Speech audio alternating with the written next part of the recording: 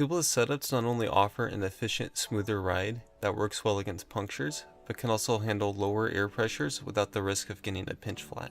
What you will need is sealant, a tubeless compatible tire, tubeless tape, a tubeless valve, scissors, a valve core removal tool, and an optional tire lever if installation is difficult.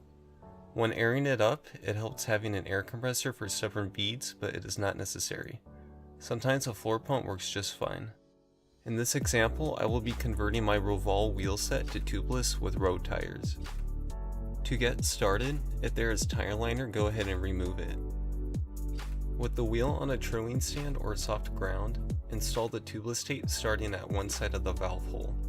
Pull it tight and continue around the circumference of the wheel and make sure that there is no creases or air bubbles. Once you reach the valve hole, overlap and repeat the process.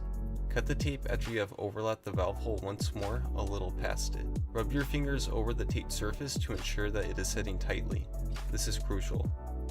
To make a hole in the tape for the valve, you could actually use the tubeless valve itself if you don't have anything needle-like. Then secure it with the valve nut and ensure that it is finger tight. Do not use pliers, this is not necessary and may damage it.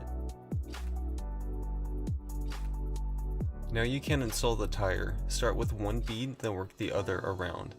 It is more aesthetically pleasing to keep the tire logo or graphics in alignment with the valve. If it gets difficult, you can use a tire lever.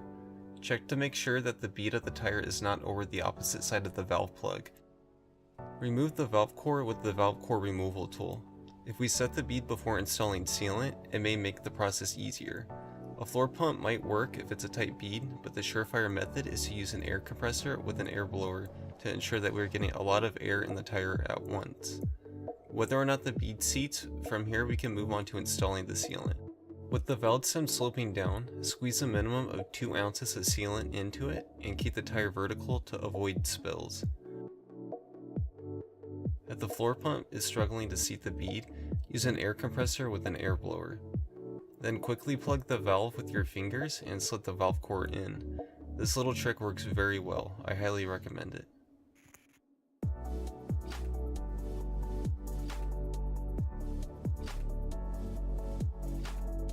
Ensure that you are at the max tire PSI and shake the wheels side to side all around the circumference. The sealant needs to have touched everything inside to plug any voids. Bouncing can work well too. It is normal for some sealant to seep out, so wipe off any excess and let the wheels sit for a while to ensure that it is good to go. Once set, you can run lower air pressures depending on your preference. The sealant will all dry up within 4 to 6 months typically, depending on the climate you live in. If it has sat for a while, it will dry up faster, so if you haven't ridden, give those tires a spin every day or so to keep the sealant agitated. If air pressure gets too low, the bead may unseat.